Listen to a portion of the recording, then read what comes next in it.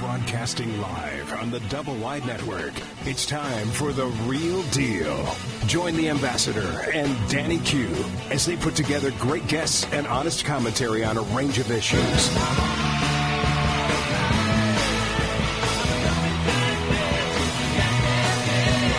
But one of their main topics will be preserving Native American tributes in sports team nicknames. These two are also avid fans of music and the arts, and they'll always make time for a great song or two. Now, it's time for The Real Deal. And here are your hosts, the Ambassador and Danny Q. Good evening. I'm glad you could be here. This is our first show. I hope everybody enjoys it. Just kind of wing it with us if you would. I'm going to introduce my co-host and my director of media, Danny Q, Dan Quigley. Go ahead, Dan. Yeah, I'm Dan Quigley, and a good friend of Dennis. I work for three of his businesses as the director of media, and we were also very involved with the name change scam that's going on in sports right now. Yes, we are. And first I'd like to thank Dave Pratt, the legendary Dave Pratt from the down Double Wide Network. Double Wide. I keep saying downside. There's a bar up the street I go to called the Downside.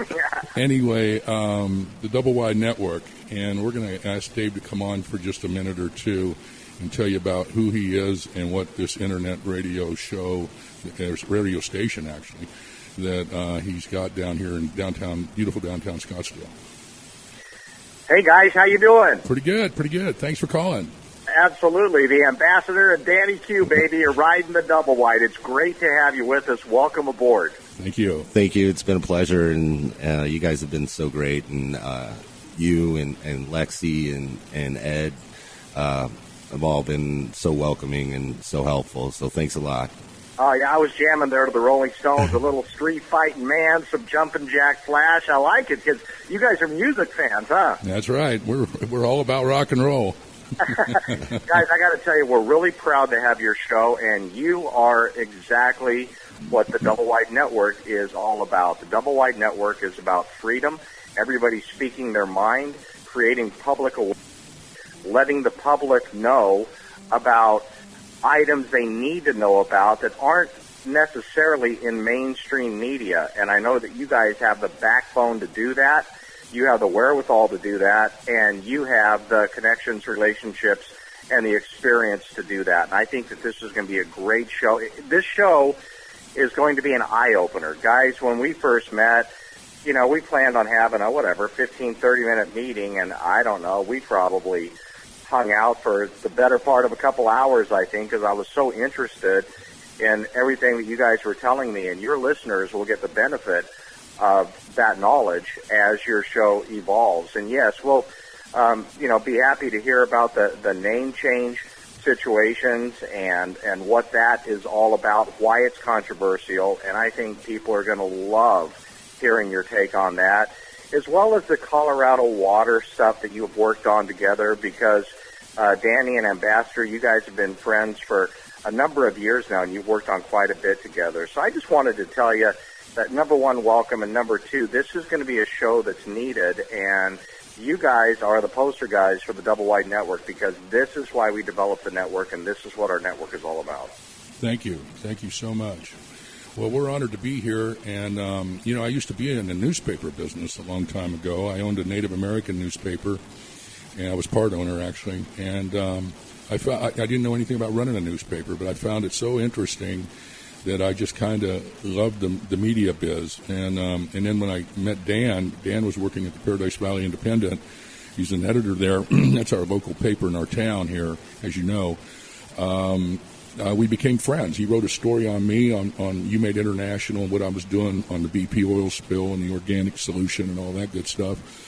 So we become friends ever since, and then eventually it just evolved to where it was a situation where I said, hey, Dan, why don't you just come to work for me and start handling my media stuff, and press releases, websites, all that stuff. and then being the ambassador to preserve the name of the Washington Redskins and these other teams, we just took that one on, and we're going full bore with it. And we've exposed these people, and we're going to continue to expose them on the frauds that they are. And at the end of the day, it's like I told you the other day when we met here, you can change the name of all these teams. And what good is that going to do Native Americans? Not a darn bit of good. So we're going to bring it out, and it's going to be hard-hitting. And we're taking the gloves off, to be quite honest with you, and we're glad to be doing it right here in your studio in Scottsdale, Arizona. Yeah, and Dan, I got to tell you, as the media man, you're doing a heck of a job, because the ambassador there, he was on the front page of the PV newspaper with the mayor, and now you have him on with the morning mayor. So, hey, it's all good. Yeah, that's right. It sure is. Thank you, Mayor. That's an honor. I appreciate that. Well, we welcome you guys, and Ambassador, last time I saw you, you had a big old cowboy hat on. I'm just curious, how are you fitting the headphones over that? Well, I took the cowboy hat off, and I put it next to my Redskins jacket, but it'll be coming on. It'll be coming on at the end of the show, so we'll get some pictures. Well, I'll tell you, before Arizona had a football team, I go back as a big-time Redskins fan. During the era of Joe Theismann and Billy Kilmer fighting it out for time, and I just go way back with the Redskins, back in the days of the Hogs.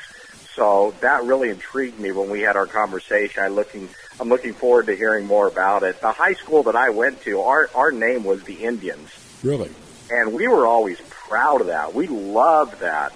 And it was refreshing when I met with you to know that that's okay, because so many people, they hear the other side of the story, and I'm really, really anxious for them to hear your side of the story. So we look forward to it. Thanks, Dave. Guys, have fun, okay? And you have my studio director extraordinaire, the lovely Lexi, helping you out. So keep her in control, okay? I will. It's going to be a tough job, but I can do it. And Ambassador, we'll meet at the downside for a drink. Okay, buddy. Take care. See ya. Thank you for the send-off. Yeah, so we've been collaborating together for a while now. On the collaboration, I've written several articles exposing, this scam, this name change scam, Dennis. And if you would just, kind of outline a little bit of what we're up against. And well, we're up against a billionaire. This guy's a phony. He's a fraud. They call him Ray Payday Halbritter. He owns a casino in upstate New York, and he's just a total fake. But casinos make a hell of a lot of money, and so I'm out here winging this thing by myself. We have no sponsors. This is our first show, and we're going to continue on as long as we can. We're going to bring some interesting guests and some hard-hitting people on here with some really good, credible, true stories about what this name change scam really is. I think the most interesting thing about it, too, is that all levels of this movement, this phony name change movement, all connect back to Halbritter, from the activists on the streets, the so-called expert from the Smithsonian, and it all comes back to Halbritter, and they're bullies. They play the game of calling anyone who dissents from them, anyone who disagrees, racists. 90% of Native Americans support the name Redskins and all these other names that pay tribute to our first Americans.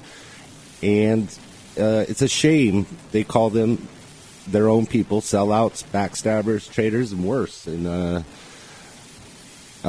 we've seen them chase people down at games and harass them, even in front of their children. Yeah, that's what really disturbed me. When I see these name changers out there at the games calling Native American parents and children traitors, sellouts, and racists, that's where I draw the line. And they're not gonna do that to me and my family, and I'm not going to allow them to do it to anybody else, for that matter. So that's one of the things that really irks me about this. And they aren't afraid to do it. I mean, and this guy's funding them. He's flying them around to San Francisco, to Minneapolis, to Chiefs games, to the Giants games, to the 49er games, Cleveland Indian games, and he makes no bones about it.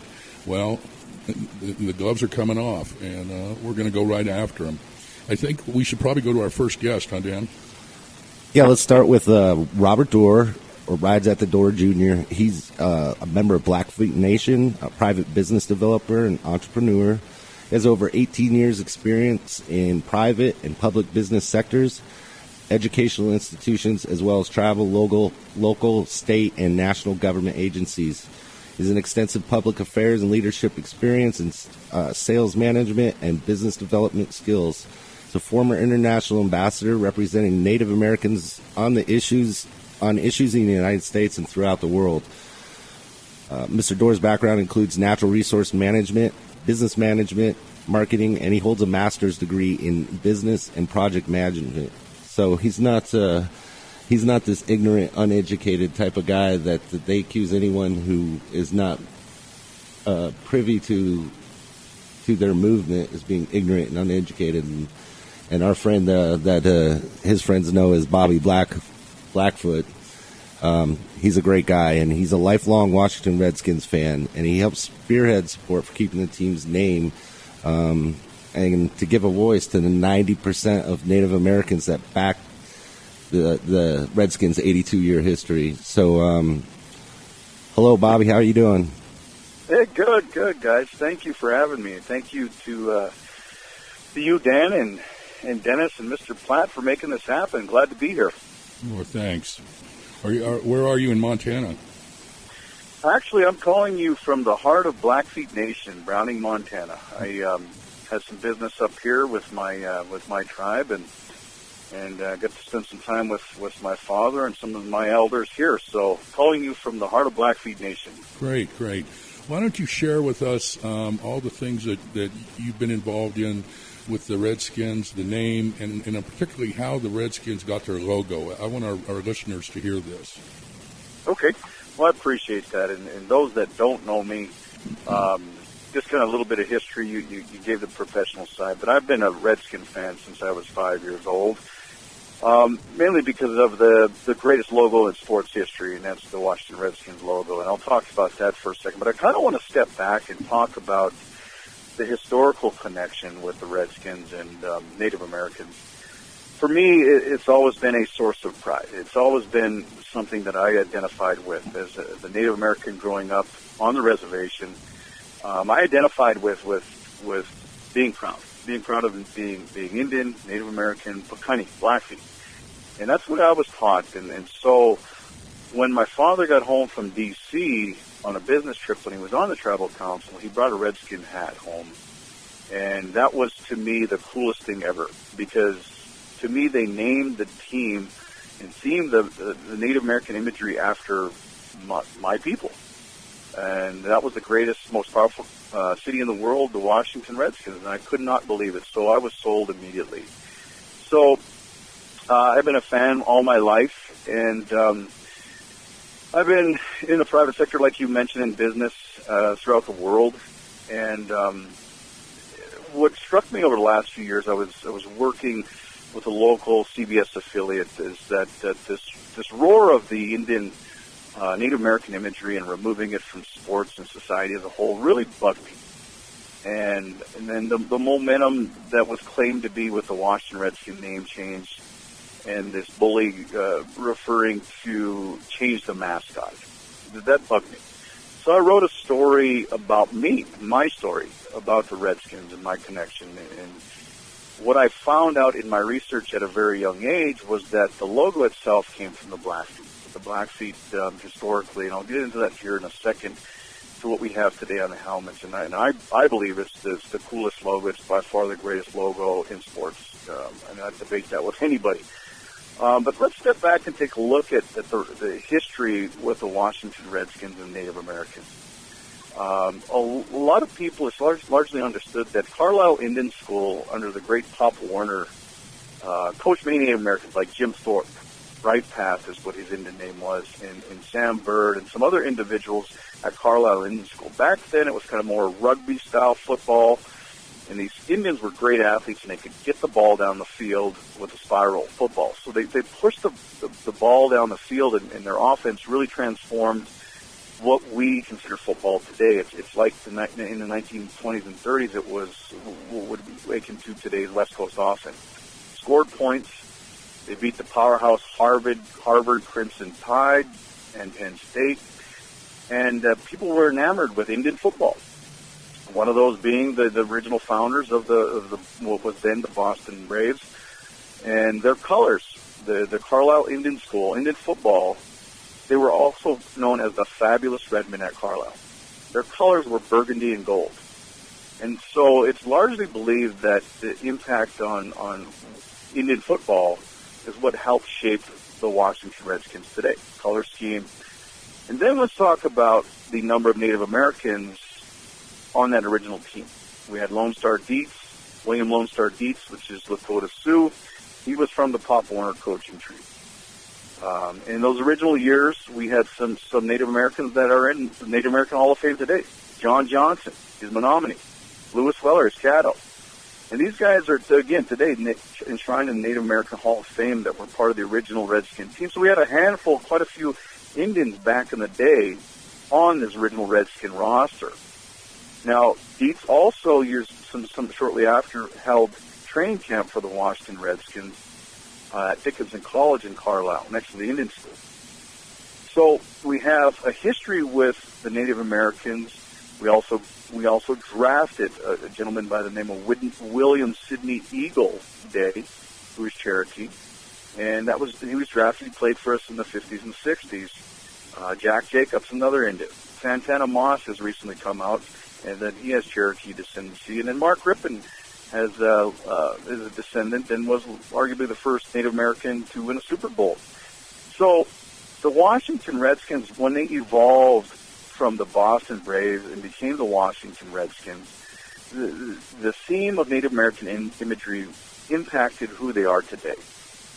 From the Carlisle team and their style of play, but the quality and characteristics of the Native Americans, their fighting spirit, the honorable, respect, never dying, never say die attitude, against insurmountable odds. Those were things that really epitomized what it was to be Native American. I think. Now, also, go ahead. I was saying, I think that it's, this assertion that they were trying to be mean to Native Americans by choosing that name is just, it doesn't make sense. I mean, it's a football team. The whole idea is to instill pride in your team, in your fans, and I think that just holds no water. If you've ever been in a competitive sport, that doesn't make sense. Right. And I want to be very clear on this point. We, Native Americans, Indians, Skins, we refer to ourselves, tribal leaders, as documented, historical, truthful, factual information that says we refer to ourselves as the Redskin Band. Tribes in the East Coast, tribes today, painted themselves with ochre, red paint. We, Blackfeet, still use red paint today. And so, for cultural reasons, for ceremonial reasons, so there's tribes that actually refer to themselves as the Red Man, the Redskin Man. So we refer to that. We played a role in the naming. So when we say it's an honor to be a Washington Redskin, that's what we're talking about. Ives Goddard, senior linguist at the Smithsonian, found after his extensive research, the word to be benign. So the word itself, we played a role in that. And that's something that we identified over time. It has evolved, and the changers have tried to spin it into something it's not. And so there's a great pride in that. So you can't tell me that someone would create a team and theme it and name it after something that's going to be offensive, oppressive, and all that stuff. Words have meaning. And so how we use those words has evolved over time. Bully, gay, for example. You use those words back then, but the Washington Redskins have always used, whether it's a fan or a team or a Native American, have always held it in the highest regards, and the intentions have been in the highest regards. Right. We hear about them tying it to bloody scalps. That is totally incorrect. And to tie the word Redskins with bloody scalps and the actions of the U.S. government in genocide is reprehensible. That is incorrect information. That changer agenda is way off base, because we, the Washington Redskins, are in no way, shape, or form tied to bloody scalps men. Now, they refer to the Phipps Proclamation of 1755, and that's essentially Indian bounties offered, for scalps. But nowhere. I mean, why aren't we debating Indians? We're not from India, right? Right. So and then the casino gentleman, he changed the mascot. Now, I want to be very clear on this point as well. The Washington Redskins do not have a mascot. This is a logo based after a real Blackfeet chief. This is something that reflects pride, honor, and a wonderful history of my people, Native Americans in general. And so that's Chief Two Guns Whitecap. That's a Blackfeet chief this was based after. He was also on the U.S. Indian Head nickel. This is something that they did right. Walter Blackie Wetzel, who at the time was chairman of the National Congress of American Indians, and he was president of the National Congress of Americans and chairman of the Blackfeet tribe. So he met with the Redskin organization and said, look, let's put a real Indian on there, because Vince Lombardi wanted the R, and then we had the spear. The R was based like the Packers. So we wanted a real Indian on there. And so when Blackie did that, at the height of the civil rights movement in the 1960s and 70s, he ensured that Native Americans, my people, would be remembered on the largest stage in America. And we see that today. So when I see Two Guns Whitecap, that logo is based after him. That's a real deal thing for us. The image of the Washington Redskins logo is based after the great Blackfeet chief Two Guns Whitecap. So when the changers put a slash through that and they changed the mascot act, that act in itself is a sign of total disrespect for my people, Native Americans, my tribe, and Washington Redskins fans. So I, along with millions of fans, are offended by that. So that approach there, the logo, the historical value, it's not a mascot. That's a real life person based after everything he stood for. The people he represents. Right. And as you probably know, 300 miles north of here on the Navajo Nation, we have the Red Mesa Redskins High School. We have the Shiprock Chiefs. We have the Tuba City Warriors. We have the Sanders Braves. And all these teams, Navajos and Hopis and Native Americans from up in the Four Corners go to these schools. And they proudly wear that logo. And you've seen a bunch of them down here on October 12th. And these poor kids get yelled at and screamed at for being sellouts and racists and traitors. And that just breaks my heart. I can't handle that. And you've seen it. You were there. And we had over 2,500 supporters there. Supporting the Redskins, and we had Navajos there that were Steelers fans, Cowboys fans. But on that issue, they stood there with us in that big parking lot, and these name changers had about 100. So if that, and the paper made it sound like there was thousands of them. So it's just a bunch of BS. I've been taught to be Blackfeet. I'm Pekuni first, and so what many Native Americans follow is to be respectful. And I respect Amanda and Ray for the mere fact of their passion and what they're trying to do. But it stops there. When you cross the line to the point where you're getting disrespectful, I respect your passion. But I'm part of a movement that's millions of people. And I don't lead the charge. I'm not one individual. It's not about Ray or Amanda or Robert Dorr or Dennis. This is about what is right and the truth.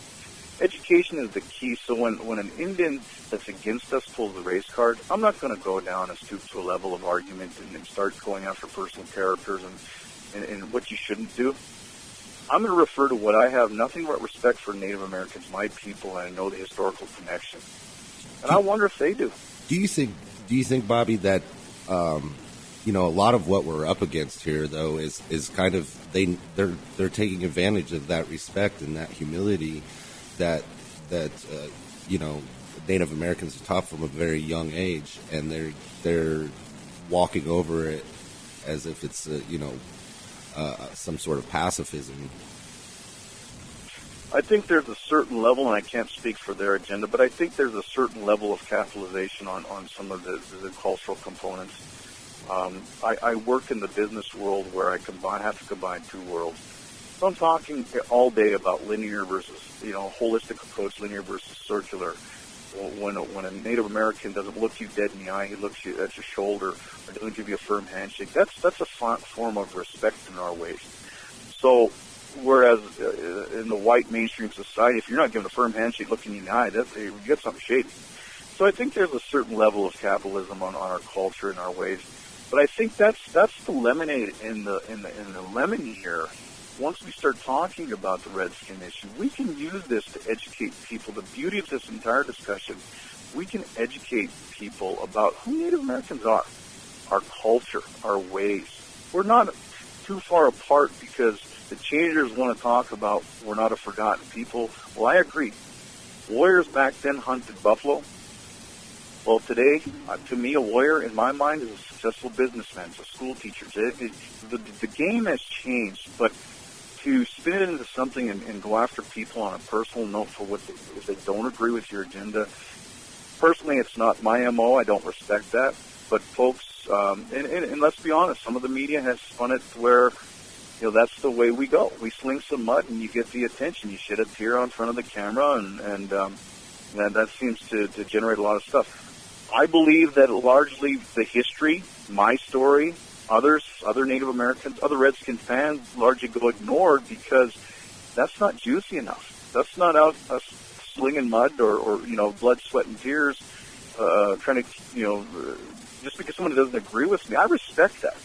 But you darn well better respect my opinion too and what I believe. And so I've never gone after somebody individually for something I disagree with, and I see some of the tactics on their side, and I see that whether it's on social media or in front of a camera, I frankly would not go after Amanda because of how I was taught, and I'm not going to go after people and ask where she's getting the funding for. If you follow the trail, I'm sure you'll find it. But the fact that she's fighting hard for what she believes, I respect that. And I told Amanda herself that I would definitely fight for her arm in arm on something that matters. Let's attack alcoholism, housing, corrupt tribal government. Let's attack these issues that actually matter with an Indian country named Baghdad. So, to fight over a football team and to tell me that it's caused internalized oppression and all these horrible things with an Indian country, my football team did that, I'm not buying it. Well, yeah. At all. And I go back to what you said about forgotten. Don't these millions of fans cheering for these teams almost put Native Americans into the national consciousness, whereas they might otherwise be forgotten? Let's face it. A lot of people outside the reservations. There are those people out there, and they are going through all those things. It's almost like one of the few positive portrayals in society. Absolutely. Now, we all hear about, if you do the research on Amanda and why she started the movement and some of the older folks, it was a bad experience at a game. Now, I've been to some games where fans are super intense. But here's my story. When I walked into the Washington Redskins Stadium, RFK Stadium, for the first time, and they found out I was an actual Native American, a real-life Indian, there was so much respect. People were coming up to me, shaking my hand. So I had the direct opposite. So everything that I grew up believing in, that these Native American imagery, these things gave me hope. Hope in a community where I was raised, where the economic factor is -2, the unemployment, it peaks at 85%. During the Great Depression in this country, the highest it peaked out at was in 1930 was right around 25%. It's 85% where I grew up. So I needed that reprieve, not only for my life, but for a few hours. So when I went into that stadium and these guys had nothing, these guys being my fellow Redskin Nation fans, they had nothing but respect for Native Americans. And when we sing Hail to the Redskins, it's acknowledging my heritage and my team, and to never forget who we are. And that's what Blackie did when he did that. He ensured that millions of Americans that see the Redskins play every day were still here. And that's the way that I see this. And so, these experiences that they're referring to and why we need to change them. What about the thousands of Indian fans that go to games? I've been to Arizona this year, Minnesota, where these folks in Native Americans, first time I ever been to a game, and they love the Redskins. They love the Native American imagery. So for me, for folks to say they're gonna erase this, it's like erasing us from history, like we never happened. Right. Again, sweeping our issues under the carpet. Let's focus on the real issues here that tend to get swept under the carpet. All this media hype that the Redskins are generating. What if we applied that to the real issues within the country? Because there's certainly stacks of issues that we could address first versus the football team's name. So, in other words, they have a great opportunity with all this media attention to turn it into a springboard. Yeah, and he interviewed Black Horse out there at the Chiefs game, and she's got signs. I'm not your chief. I'm not your mascot. Clark Hunt's a racist. And I'm thinking, are these people insane? I says, they don't even know Clark Hunt. I don't know who the hell he is, but I'm sure he's not a racist. And so they're saying stuff like that, and Dan confronts them. You got all these people, you got all this media attention. Why don't you talk about stuff that matters to your tribe? And you're Navajo. Why don't you talk about stuff like that? And I grew up at Navajo. My kids are Navajos. So what the hell? I mean, let's get real about this instead of this phony argument. And then what really upset me is the other day when the Super Bowl was going on here in Phoenix, they had a symposium, a panel discussion at our beautiful Heard Museum, which is one of the nice Native American museums in the country. And lo and behold, who puts it on? This Gover, that's the director of the Smithsonian Museum, the Native American Smithsonian. So Dan goes down there, and Megan Yellowhorse went with him, and Mark, her brother, Mark Beasley went. And I kind of stayed outside because I knew I was going to really get ticked off. So they're up there, and there's nobody on the other side to say anything in favor of the Chiefs or the Redskins or the Cleveland Indians or the Atlanta Braves. It was all them. And it was a whitewash, or as Dan Quigley stated in his last press release, it was nothing but a slaughterhouse. Why don't you tell them how they treated you, Dan? I was treated very horribly. I mean, I had people trying to grab the microphone from me, and I was promised too that I would get time to speak the other point of view. But I'm an outsider, and I expected it, and it was really a lot of fun. It showed that how fake this movement really is. I got a chance to call out everybody, and it was a blast. I was there also with Christopher Beck, who's the head of the Washington Redskins fan club in Flagstaff, Arizona, and he'll eventually be on the show. He's a great guy, and 12 out of 15 of his local members are either Navajo or Hopi, and this is a Redskins fan club. And it should be, it should be pointed out, they're not just coming for Redskins. They've already started on Chiefs. They're going after Indians. They're going after... They've made that public statement. If they can get the Redskins to go down, they're going after the Chiefs. They're going after the Braves. They're going after the Cleveland Indians, Golden State Warriors, Blackhawks, Seminoles, every one of them. Mm-hmm. That's what they said. I want to give a shout out to Chris Beck, Mark, and Megan, and you, Dan, because to me, again, the eternal optimist in me, that's a victory. That shows that it's not a massive landslide, that the changes agenda would lead you to believe. There's folks that are standing up, Native American folks. I want to give a shout out to the 505 Redskins in New Mexico. There's a whole group of Native Americans in New Mexico that have nothing but pride and support for the Washington Redskins. So they came out to the Arizona game, and so there's a huge, massive following, and so I personally have visited many reservations, wearing my Redskin gear at every powwow, at every cultural event that I've gone to, and I have never, and you can quote me, bold caps letters, never have I been approached on what that the native that I'm wearing something offensive, that somebody's offended by that. Never have I ever been like that. Well, hey, Bobby, I hate to cut you off, buddy, but we've got to move on a little bit. We got another guest coming on. You've been so great that we've kept you over time, but I want to thank you so much for being a part of our first show, man, and it's always a pleasure talking with you, bud. And we want you to call back. I'll be here, guys. I'll definitely be here. Thank you for having me. I appreciate it. Good luck, brother. Go on that. You want to introduce our next guest, Dan? Sure, yeah. Next guest is Claudia Tenney. She is New York State Assemblywoman of the 101st Assembly District. She represents parts of Oneida, Herkimer, Otsego, Delaware, Ulster, Sullivan, and Orange counties. And she's an attorney, businesswoman, advocate for the people of Central New York. She also represents real Oneida Indians. That's correct. Claudia, are you there? Great. Hi. Yes, I'm here. Can you hear me? We can. Thank you for being on our first show.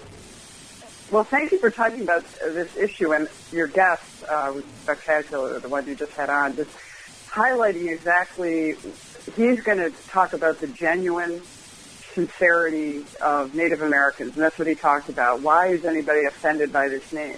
Which leads me directly to my involvement with representing a full-blooded Oneida Indian named Melvin Phillips and his family for really, it was sort of random, but he points out the very thing that Halberter is not interested in the culture of the United people. He's using these people, and he's using them because he thinks that somehow he's going to be some national figure by festering this racism argument, and that's really what it's all about at its heart. And let me back up by saying that I actually got involved with helping Melvin out a number of years ago.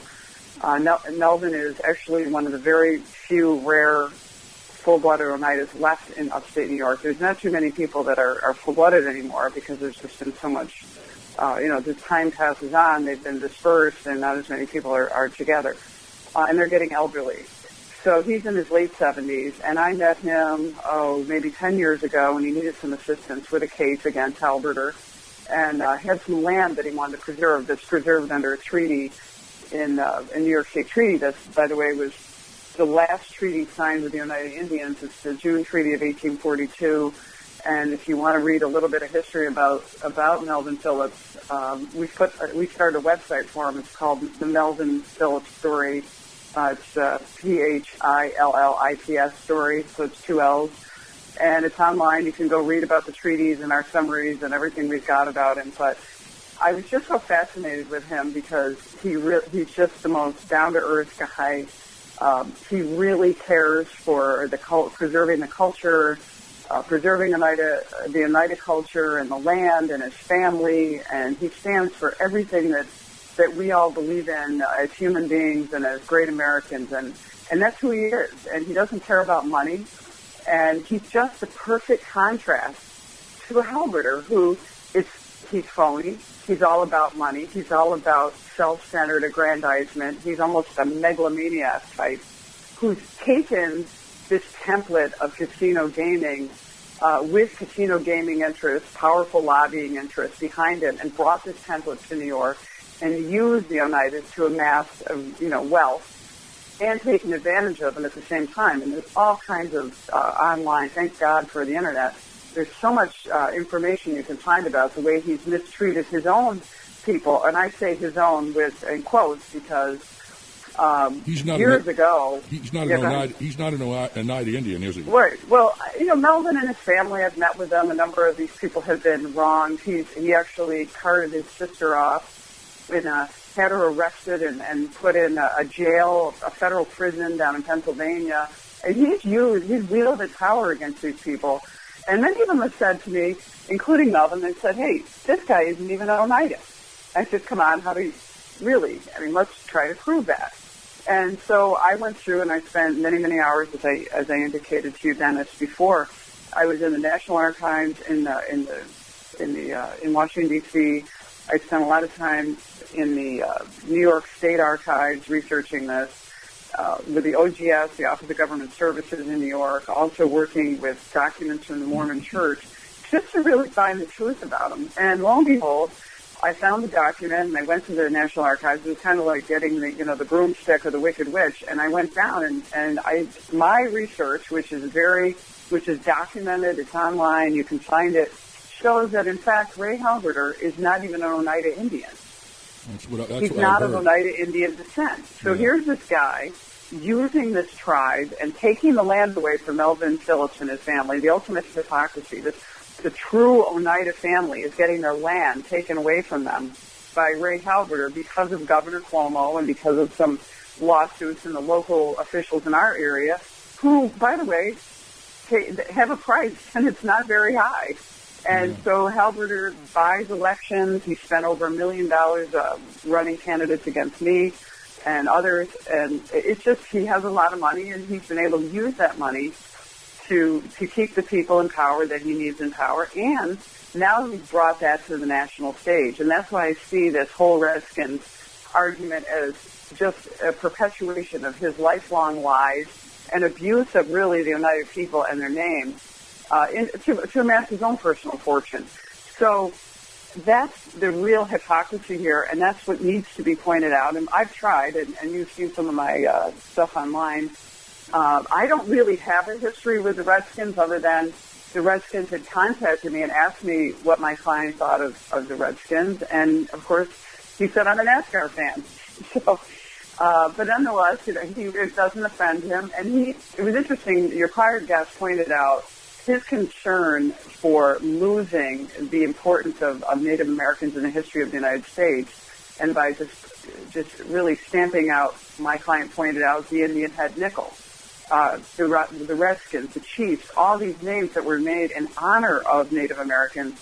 And then he said how we walked into the stadium and people were so honored that he was actually a real Indian, real Native American. And honestly, when I go places with Melvin, he's just a humble guy in a pair of jeans, lives in a little tiny room, very modest, but I think the world of him. He's in my top 5 of the greatest people I've met in my life because he is the real deal. He is genuine, he's real, he cares about his culture, and that's why I've spent hundreds of hours, maybe even thousands, probably more like thousands of hours of my own time representing him, spending my own money, traveling, doing the things I need to do in order to prove this case. And he's worth it, and his culture is worth preserving. And that's how I got sort of interested in the Redskin name and found out that really Native Americans weren't against it, that all this Halberter hullabaloo was really all about Halberter, not about preserving Native American culture. Right. And you can go ahead. So I've talked a lot, but I can give you all kinds of examples. I want you to keep going, but before I lose my train of thought here, what was the school that up there he tried to pay to have them change the name and they wouldn't do it? Okay, well, it's a famous place. It's called Oriskany High School, and Oriskany is where the famous Battle of Oriskany occurred during the Revolutionary War, where you had some of the Native Americans on the side of the British, and some, including many of the Oneidas, on the side of the Revolutionary people. And so Oriskany is really a huge name in American history and very much identified with the greatness of our Native Americans. And so Ray wanted to go in there and buy them off because he had already bought off the Cooperstown team. And the students and the school board voted against it. Good. And there are students of Native American descent in the Oriskany School District, which it's interesting. Some little school district with no money said no to him. And so that's it's a great story, too. And they're closer to where Halberters live than where the Turning Stone Casino is, actually. Did you know they're trying to change the name of the Lancaster New York High School? Their name is the Redskins, and they're trying to go after them. And there's been stuff on social media about it here in the last couple of days about that. And we posted our show on there, and we've got. In fact, we have some callers, or not callers. We're going to have them probably on next week, but we have some listeners from Lancaster. On right now, and we want to thank you for coming on. But go ahead and continue your story. Well, I was going to tell you just some of the things that you might want to. You can find this. I try to post whatever I can online. I notice sometimes they can go in and try to scrub things that are online. He's famous for when he told his sister, who, by the way, is also of the same lineage, so she's technically not an Oneida. But nonetheless, they're part of the governing council, and many people didn't object to that at the time. So he has a famous video, of course, when he threw her off into a prison. Somebody asked him about it, and it's online. You can read it. He says, "He who has the gold makes the rules." And that's how he operates. And I said, there he is, a dictator. He really spins the truth more than spins, he basically lies about a lot of issues. And I've read some of this, and what really worries me is the historical documents that are going to be destroyed, or the documents are not going to be there to prove what the real history. And one of the, he likes to tell his own little revisionist tales. You'll see, I see this story in there, but he'll talk about how the fire department refused to help his relatives on the United Territory, and he still has nightmares about, about the fact that he heard he smelled the burning bodies and all that, which is the furthest thing from the truth. And there are a lot of people that know the truth, but when time passes, people forget about it. And when Ray has as much money as he does, people tend to forget the truth as well, because they know he has a lot of power, he has a lot of money. Governor Cuomo, President Obama have all given him, they've given him all the credibility without really questioning any of this. And I've written to Cuomo numerous times and met with him personally to try to plead with him the case of Melvin Phillips. And Melvin doesn't want money. He just wants his plot of land from the original treaty preserved for him. I think it should also be pointed out he's the owner, the publisher of Indian Country Media Network, Indian Country Today right, Media Network, and that's the largest American Indian publication in the country, isn't it? It is. So I think so. Yeah. Yeah, it is. He has a stranglehold on the information machine as well. In my opinion, he's trying to hijack Native America, and he's like a modern-day Hitler. This is how Hitler convinced the Germans to turn on the Jews, the Jewish people, is language control. And in my opinion, that's exactly where I think he's headed. Well, right now he has virtually no resistance other than a few of us, who, by the way, he spends a fortune working against us. I'm one of them. He also spends a fortune on these media people who go out and call me a racist and a committed bigot. And when I stood up for Melvin Phillips in 2013 at a press conference when he was going after the Redskins, they referred to me as a racist and a bigot. And then, of course, I went and tried to tell the story. I took local news people from TV and all over up to the place and said, this is where Melvin lives. This is what the story is. Here are the documents that prove that Halbert is not even Oneida. This is one huge fraud being perpetrated. He's using the Oneida people to amass his own personal wealth. And the reporters, just all of them, had their jaws dropped open. They couldn't believe the real story. And Melvin is very compelling. He's sincere. He's telling the truth. What did you do that? And I've done the document. But it's interesting. But they won't run the story. They kill the story when it gets to the studio. And I've done tape and all kinds. They cannot do it. And we have a radio host that goes on, and he spends day and night just slamming me and how, my story's crazy and I'm negative, I'm against progress, I'm against Ray Halbert, or I don't like Indians, I don't like casinos. None of that is true. I'm just trying to tell the truth about this guy. And really, our only mission is to get his land that he wants to preserve, that's already preserved in a state treaty. And Halbert wants that land because it's the only thing that he can do to legitimize his claim in federal court. And right now, we're hanging on the balance because we're waiting for the court to make a decision, and the court has really not been viewing Melvin favorably. They're not always, they really don't. They tend to be very political. I'd say. I hate to say that, but that's true. But what do the Oneida people feel about him? The people that he actually has the power over.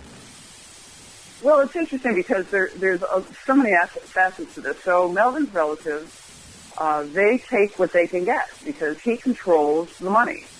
Somewhere between $8 and $9 million a year comes from the state and federal government for health care and other items that get paid to whoever's left. He claims there's 1,100. He's been claiming that for over 20 years.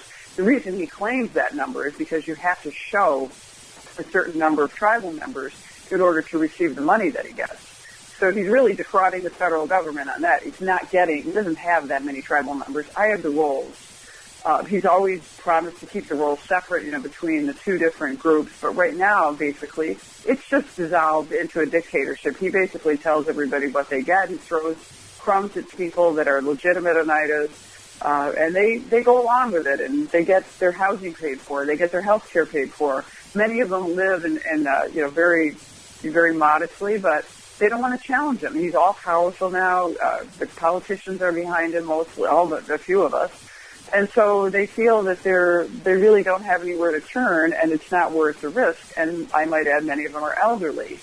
And so you have to understand that so many of these people were living in poverty and discriminated against, and he took advantage of them. And unfortunately, they don't have a lot of sophistication or education to really help themselves, but they're getting something. They're getting their health care. They're getting some housing. All of that, by the way, we argue, and Melvin argues, that it's just pass-through income. It's income that's coming from the federal government straight into helping whoever agrees with him, by the way, because he cuts the spigot off for scholarships and other items that our federal government allows certain Native Americans to qualify under the so-called Haudenosaunee, which is the real Indian name, not the Iroquois name. Iroquois was given to them by the French.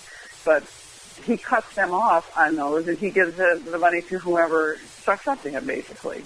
So, for lack of a better term, that's how it works. And our federal government allows that to happen. And I've tried to challenge them. We've tried to prove that these roles aren't accurate. And it's a very frustrating process. And he's got the bureaucracy down. He owns the bureaucracy of the Bureau of Indian Affairs when it comes to this particular tribe. I think, or so it appears. I think it's great how he's building a casino in honor of L. Frank Baum, the Wizard of Oz creator. I know. This man, Baum said... Now he's an apologist for L. Frank Baum after they pointed out that he was a racist who advocated for the genocide. Listen to what he says. This is what Baum wrote in one of his newspapers. The whites, by law of conquest, by justice of civilization, are masters of the American continent, and the best safety of the frontier settlements will be secured by the total annihilation of the few remaining Indians. Why not annihilation? Their glory has fled, their spirit broken, their manhood effaced. It's better that they should die than live the miserable wretches that they are. Can you believe that? And this guy, but that is exactly what Halberter is. He's a fraud. He doesn't do his homework. It's all about making money for himself. That's where the Baum was from, and that's where the Wizard of Oz was started, popular. Nobody knows the history. He doesn't do the history. It's all about money for him. Yeah. And, you have to remember something. When he was appointed to head the United Nations, it was under a huge cloud of illegitimacy back in 1993. In fact, our former congressman, a few congressmen ago, was instrumental in putting him in place. Bill Clinton was president, and there's a lot of talk that he traded putting Halberter. Clinton agreed to put Halberter as head of the United Nations, even though he wasn't. It was over the voice of the United People in exchange for our congressman voting for NAFTA. And then that was the real exchange. Wasn't Kevin Gover involved in that? Yes. I'm not sure what his role was, but he was the assistant. He was the assistant secretary of the Interior, and he ran the Bureau of Indian Affairs as in that position. And of course, now he gets millions of dollars as he's the head of the Smithsonian's National Museum of the American Indian, where Halberter has given $10 million to that museum since he's. I hate to see what he's got in there as far as the history, but yeah, and so. With that, when he was appointed, though, back then, it was actually Ada Deer was the Department of Interior head of that. Ada Deer appointed him, and there was a nasty letter written by our then Congressman Sherwood Bowler just deriding Ada Deer for not appointing Halberter, and eventually Halberter got appointed over the vote of the United People and was in there supposedly temporarily only for 6 months, which has now led to over 20 years. He's in his 22nd year. And it's just been so impossible for the United to get any help. And remember this about Halberter: he's not even allowed in the Longhouse, which is the traditional government structure of the United Tribe. In fact, he's padlocked the Longhouse. And the Grand Council of Chiefs of the Haudenosaunee or the Iroquois Nation, he's not allowed in there either because he's not a full-blooded chief. And he's not a chief. You'll always hear him referred to as the nation's representative or He's what is known as the seat warmer in the Indian terminology. Right. He's a total fake, a fraud. He's not even an Oneida Indian, and he's hijacked those people to run this casino so he can make a lot of money and throw his weight around. And that's what this guy's about. And we're going to expose him. Honestly, he really is. He got his connections. He went to Harvard, couldn't pass the bar either, by the way.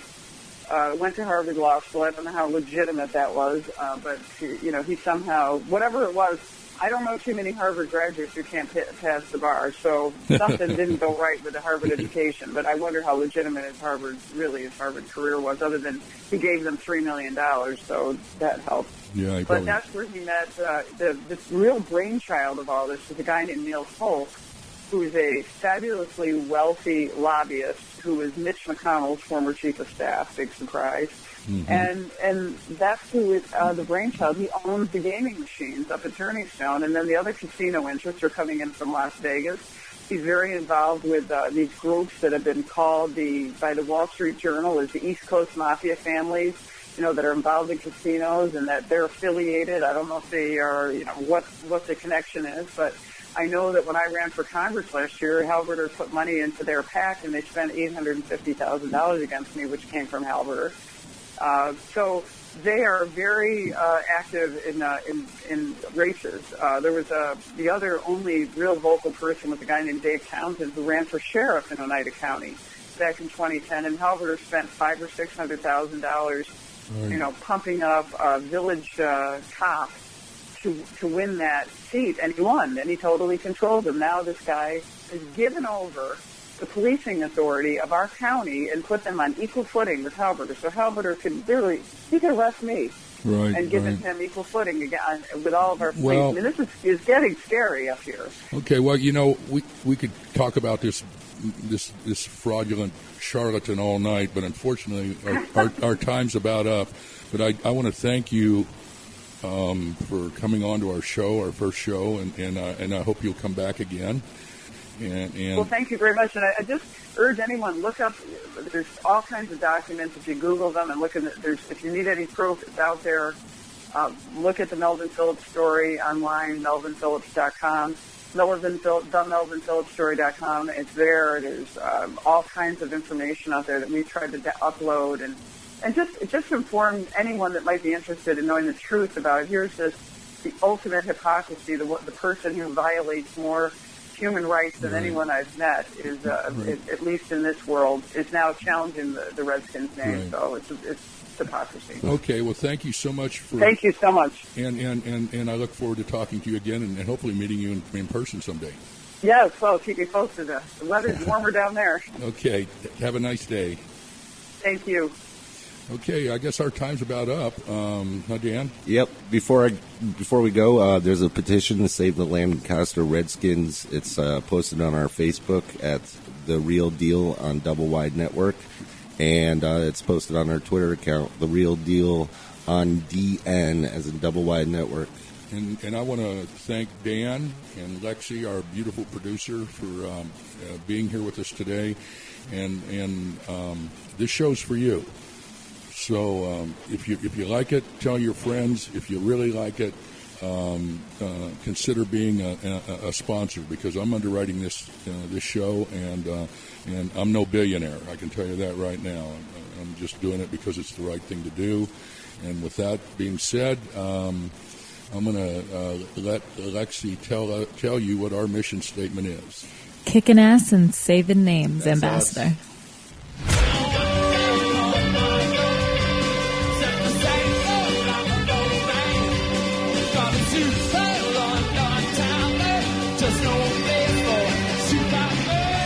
Thank you for listening to The Real Deal. Tune in to The Real Deal with the Ambassador and Danny Q every Thursday at 5 p.m. and on demand 24/7 right here on the Double Wide Network.